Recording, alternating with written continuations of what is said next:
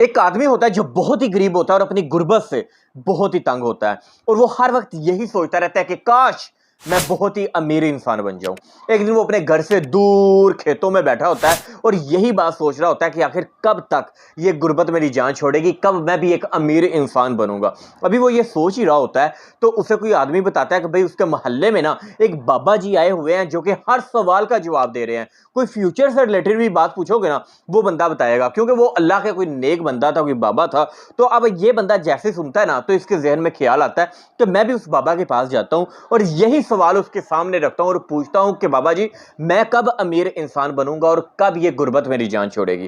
ابھی جیسے وہ یہ سوچتا ہے نا تو وہ اپنے گھر کی طرف لوٹ رہا ہوتا ہے کہ راستے میں اسے ایک بہت ہی بڑا گھر نظر آتا ہے، عالی شان بہت ہی خوبصورت گھر۔ گھر کا مالک ہوتا ہے نا وہ بھی پاس ہی کھڑا ہوتا ہے۔ اب اس گھر کا جو مالک ہوتا ہے وہ اس بندے سے پوچھتا ہے کہ تم کہاں جا رہے ہو؟ تو یہ بندہ اس گھر کے مالک کو کہتا ہے کہ اس طرح ہمارے محلے میں ایک بابا آیا، میں اس سے یہ اپنا سوال پوچھنے جا رہا ہوں۔ تو گھر کا مالک اس بندے سے کہتا ہے کہ اچھا اگر تم جا ہی رہے ہو نا تو میرا بھی ایک سوال اس بابا سے پوچھنا۔ وہ کہتا ہے بولو کیا؟ تو یہ بندہ کہتا ہے کہ تم اس سے پوچھنا کہ میری ایک بیٹی ہے جو کہ گونگی ہے اور وہ بولتی نہیں، وہ کب تک بولے گی؟ تو یہ بندہ کہتا ہے چلو ٹھیک ہے۔ اب یہ بندہ تھوڑا اور آگے جاتا ہے تو اسے ایک کچھوا ملتا ہے جو کہ ڈریگن بننے کی کوشش کر رہا ہوتا ہے۔ اب وہ کچھوا بھی اس بندے سے پوچھتا ہے کہ بھائی کہاں جا رہے ہو؟ تو یہ بندہ سیم وہی بات کرتا ہے کہ اس طرح ایک بابا جی آئے ہیں، میں اس سے اپنے دل کا سوال پوچھنے جا رہا ہوں۔ تو یہ کچھوا کہتا ہے کہ میرا بھی ایک سوال پوچھنا اس بابا سے کہنا کہ میں ڈریگن کب بنوں گا؟ تو یہ بندہ کہتا ہے اچھا چلو ٹھیک ہے۔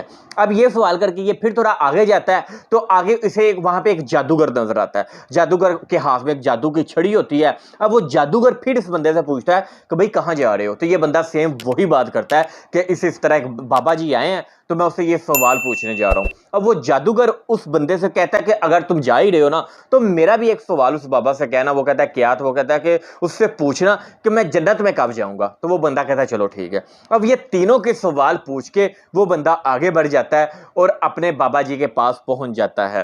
اب جیسے یہ بابا کے پاس جاتا ہے نا تو بابا دیکھتے ہی اس آدمی کو کہتا ہے کہ تم مجھ سے صرف 3 سوال پوچھ سکتے ہو، اس سے زیادہ نہیں پوچھ سکتے۔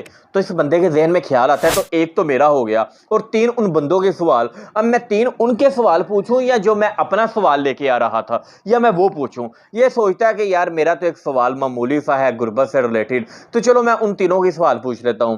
تو پہلے تو یہ بندہ اس بابا سے پوچھتا ہے کہ بابا جی بتائیں کہ اس طرح ایک کچھوا ہے تو وہ ڈریگن کب بنے گا؟ تو بابا جی کہتے ہیں کہ جب وہ کچھوا اپنے کوچ سے باہر آئے گا نا تو وہ ڈریگن بن جائے گا۔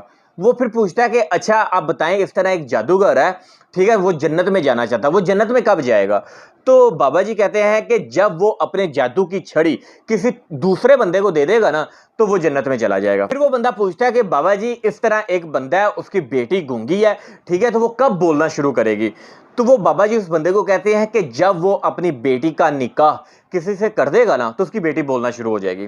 اب وہ تینوں کے جواب لے کے واپس آتا ہے۔ پہلے وہ کچھوے سے ملتا ہے، اسے کہتا ہے کہ جب تم اپنی کوچ سے باہر آؤ گے نا تو تم ڈریگن بن جاؤ گے۔ اب یہ سنتے ہی کچھوا اپنی کوچ سے باہر آتا ہے تو وہ ڈریگن بن جاتا ہے، لیکن جیسے وہ کوچ سے باہر آتا ہے نا تو بہت سارے ہیرے جواہرات موتی وہ اس بندے کو ملتے ہیں جو کہ وہ کلیکٹ کر لیتا ہے۔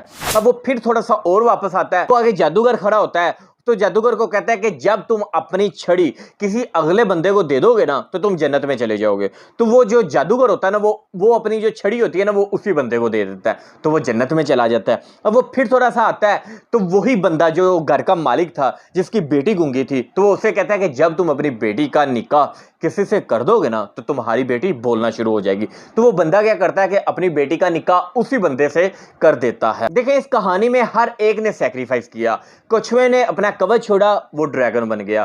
جادوگر نے اپنی چھڑی جیسی اگلے کو دی وہ جنت میں چلا گیا، اور وہ جو بندہ تھا جس کی بیٹی گونگی تھی اس نے جیسی اپنی بیٹی کا نکاح کیا تو وہ اس کی بیٹی کی زبان بھی واپس آ گئی۔ لیکن ان تینوں سے بھر کے ایک قربانی بندے نے اور دی ہے، اسی بندے نے جو کہ دوسروں کے سوال پوچھ رہا تھا، اس نے اپنے سوال کا یعنی کہ اس نے سب سے بڑی قربانی دی ہے۔